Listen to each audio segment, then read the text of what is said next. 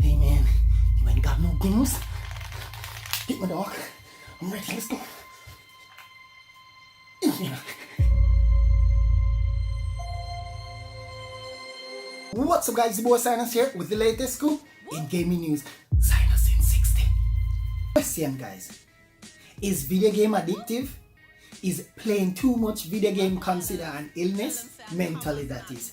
This has been a big and long debate over the years. But now, the World Health Organization has raised the stakes again, saying that video game is a disorder. Alright guys, let's look at the notes. So this happened recently at the 77th World Health Assembly, where about 200 members under the group of the International Classification of Diseases and Relatable Health Problems revised, and they now call video game gaming disorder, mental illness that is. But this classification won't come into effect until January 2022. What? For full news on each topic, click the link down below and watch it. Journey with your boy, and thanks for watching.